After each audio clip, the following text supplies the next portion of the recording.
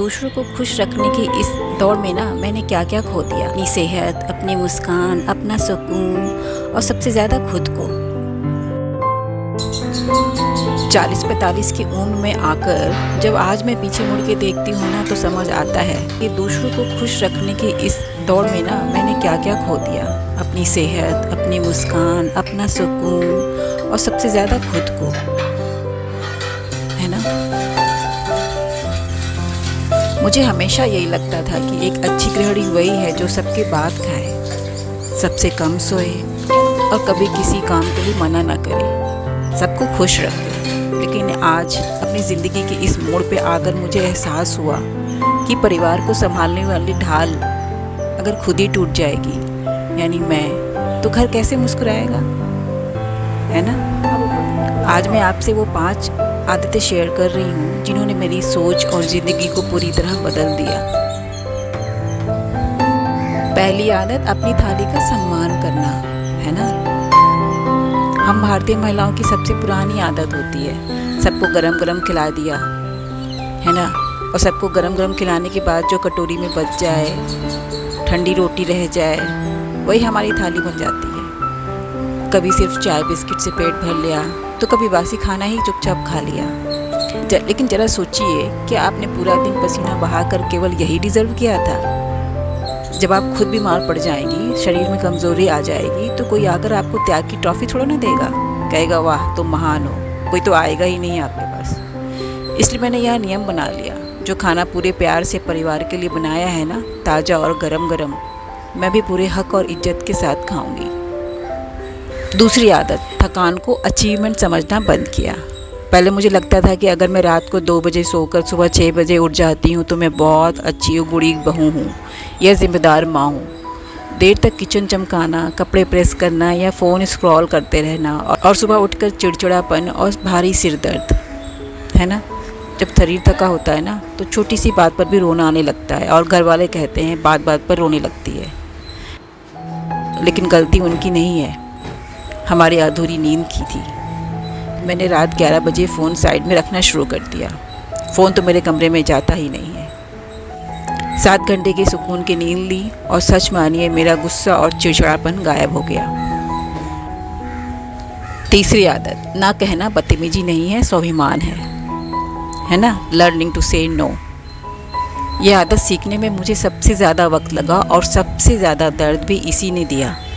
हम सोचते हैं कि सबको खुश रखेंगे तो सब हमें प्यार करेंगे, लेकिन सच यह है कि आप किसी के लिए 99 काम कर दीजिए अच्छे से, खुशी खुशी। आप सोचेंगे कि वो अगला बंदा खुश हो जाएगा, लेकिन जिस दिन आपने अपनी सेहत की वजह से एक काम के लिए ना कह दिया ना उसको, आप उसी दिन उसके लिए बुरे बन जाएंगे। उसने 99 काम नहीं देखा, वो एक काम देखा जो आपने नहीं किया था।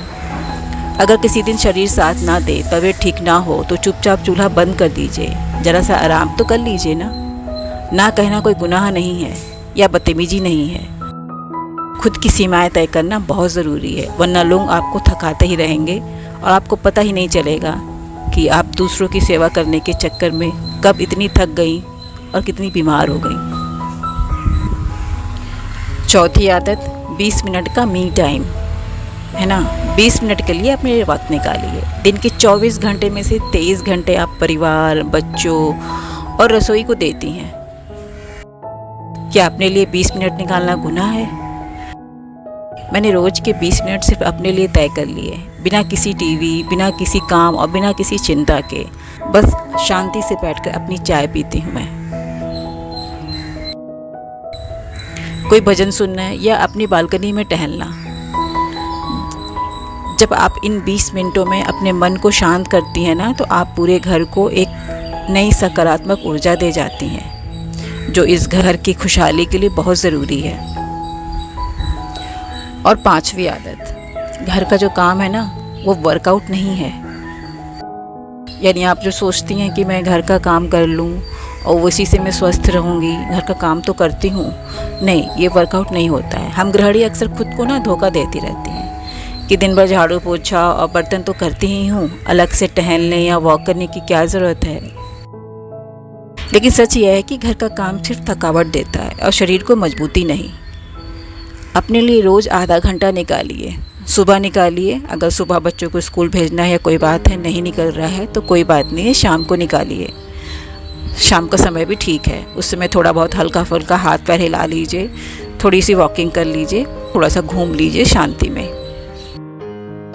अगर आपको छत पे जगह नहीं मिल रही तो कमरे में ही घूम लीजिए, बाहर गैलरी में घूम लीजिए, कोई ना कोई जगह तो मिल ही जाती है पूरे घर में। लेकिन अपने लिए टाइम निकालना बहुत ज़रूरी है। जो ये वॉकिंग करेंगी आप, घूमेंगी और जो थोड़ा बहुत वर्कआउट करेंगी, अकेले में शांत वक्त गुजारेंगी ना, ये सिर्फ वज़न कम करने के लिए नहीं है, बल्कि आपके दिल और दिमाग से तनाव को भी बाहर निकालने के लिए बहुत ज़रूरी है। क्योंकि अगर आपकी सेहत बिगड़ी ना और आपने चरपाई पकड़ ली तो कोई आपका दर्द बांटने नहीं आएगा।